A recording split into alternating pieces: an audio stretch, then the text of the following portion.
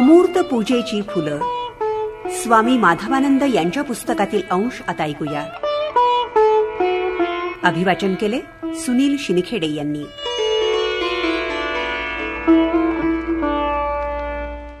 वंदे गुरूणां चरणारविंदे संदर्शित स्वात्मसुखावबोधे जनस्य जांगुलिकाय माने संसार हालाहल मोह शांतये.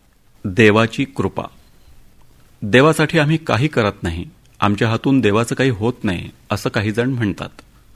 तर आम्ही देवाचं एवढं केलं तरी देवाचं आमच्याकडे लक्ष नाही असंही काही जण म्हणतात. आपण देवाचं करतो का देव आपलं करतो?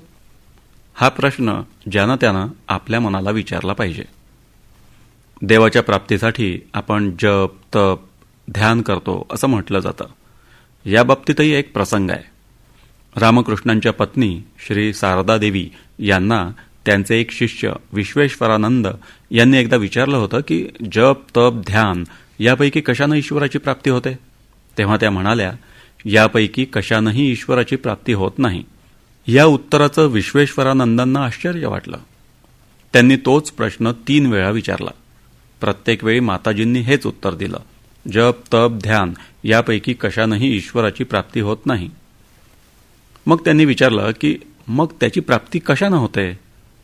तेव्हा माताजींनी उत्तर दिलं, ईश्वराची प्राप्ती त्याच्या कृपेनं होते.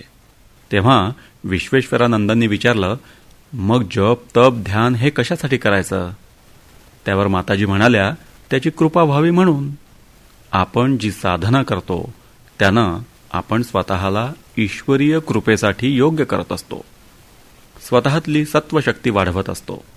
देवासाठी आपण काही करूही शकत नाही, देवाला आपण काही देऊही शकत नाही, पण उपासना करण्यातून किंवा ईश्वराला काही अर्पण करण्यातून आपण आपला भाव प्रकट करून स्वतःच्या चित्ताची अशी शुद्धी करून घेतो की जिथे ईश्वर राहू शकेल. रामकृष्ण म्हणत, भक्ताचे अंतःकरण हा भगवंताचा दिवाणखाना असतो. तो आपण साधना आणि भक्ती यांनी सुशोभित करायचा असतो.